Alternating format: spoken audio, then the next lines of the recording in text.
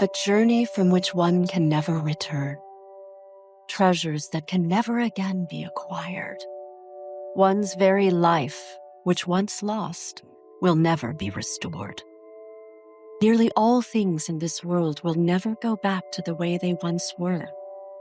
Even with that understanding, some still continue to get up and take another step forward. Spurred on by the thought of a landscape they've never seen, they continue walking.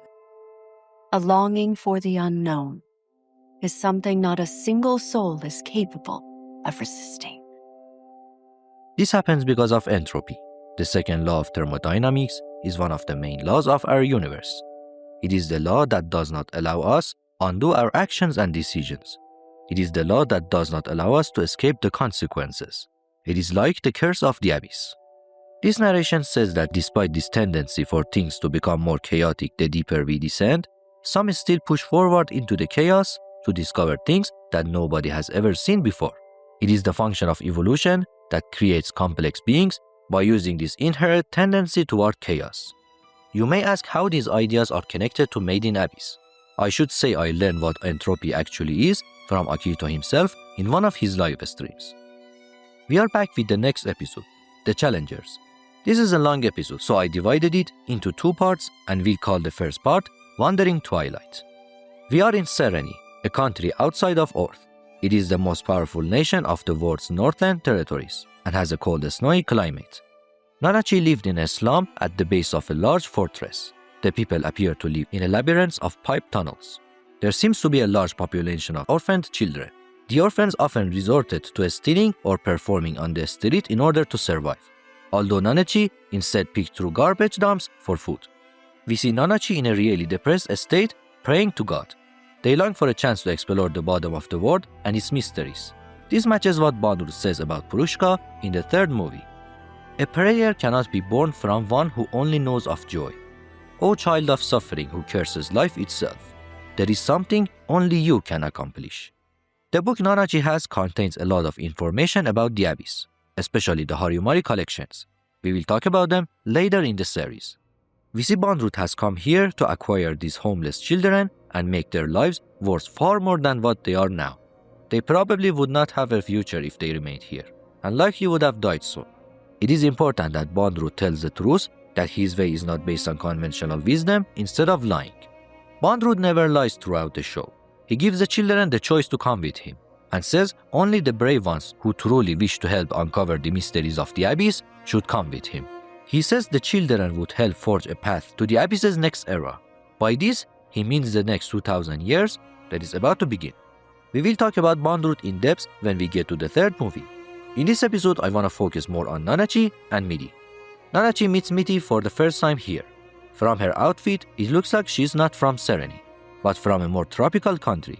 We see that because of her persuasive and annoying personality, she has become an outcast. We see the vessel that Bondrewd has made to carry children to the 5th layer safely. He cares about them a lot. You can see the detailed design of the vessel in the original art book. It is truly detailed and well thought out. Bondrewd uses a route that Umbra had constructed to carry the children.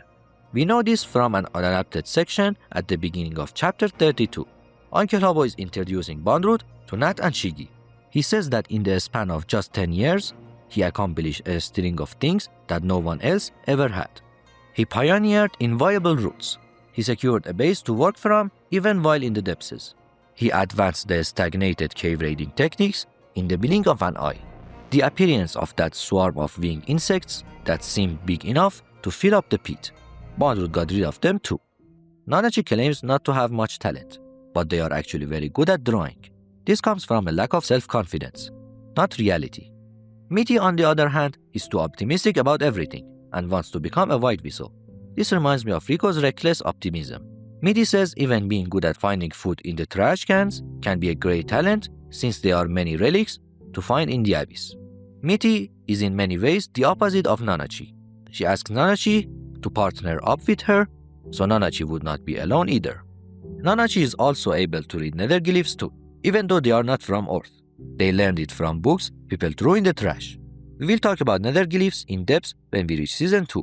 I have a lot to talk about them, and there is much more information in the manga to explore. They finally reach Ido Front here. It is located at the lowest part of the fifth layer. The cylindrical structure above Ido Front is a pillar of frost. We will talk about this place in depth later. But for now, let's say it's a place of celebration and fun. Bondrewd hosts parties here. Especially soon, he's going to celebrate the dawn of the new cycle.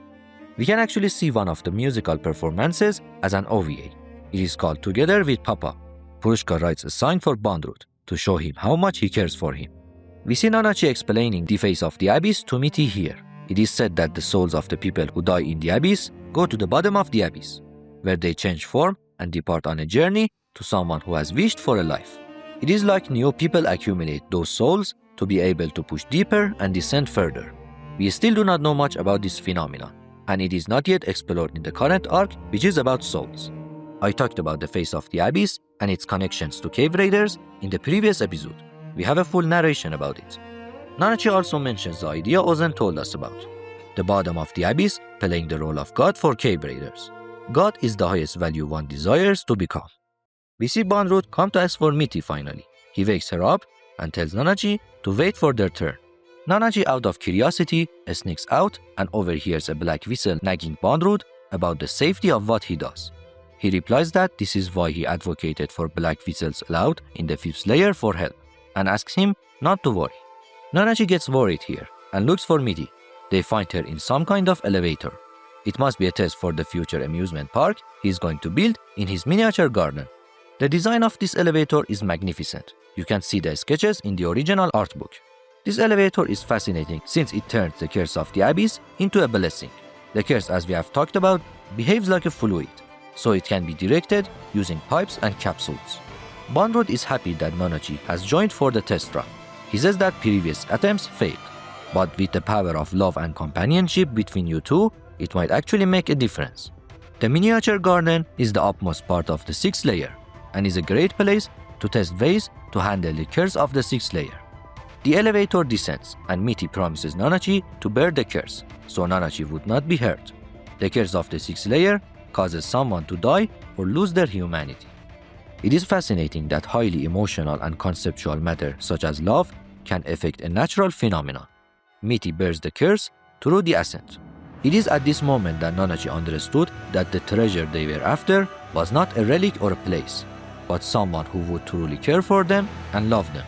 This is a truly emotional scene and a very dark and scary one.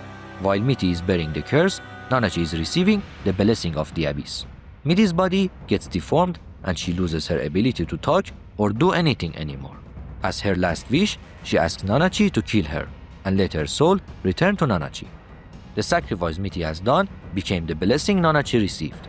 The abyss saw the deepest desires in Nanachi and fulfilled them bodily. Bondrewd is amazed by the results. Nanachi joins him to do more experiments to complete the experiment. Bondrewd tells Nanachi that the curse Mitty bore was twofold, and because of it, Mitty has become unable to die. Nanachi is not able to see Mitty suffer more, and they escape together to find a way to set Mitty's soul free. We see Nanachi has tried many methods to kill Mitty, and they have all failed. No matter what Nanachi did, Mitty came back to life and only suffered the pain of it. I believe this is why they are called Wandering Twilight.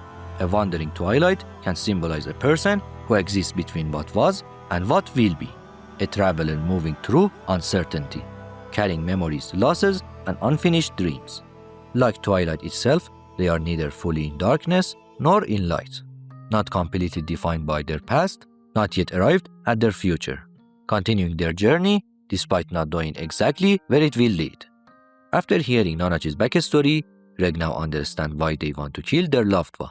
Nanachi says that it was only a spragmos that could destroy Mitty, and one eye of hers is destroyed by it and it does not regenerate. This is why Nanachi believes Incinerator is the answer to liberate Mitty's soul.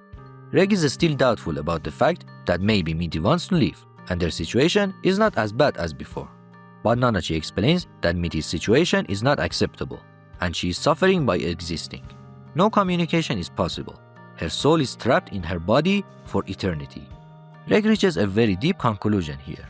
All the medicine and poison Nanachi has accumulated and everything they have done was to restore Mitty's dignity. Reg asks an important question. If liberating Mitty is the reason for Nanachi's living, what would become of Nanachi afterwards? This is where the current chapter ends in the manga, so we end the first part here too. Before wrapping up, I want to ask you all for a favor. It would mean a lot to me if you shared my videos with other Made in Abyss fans you know. Unfortunately, my channel is not doing well, since I am from Iran and YouTube does not recommend me much. Thanks for staying until the end. See you in the next one.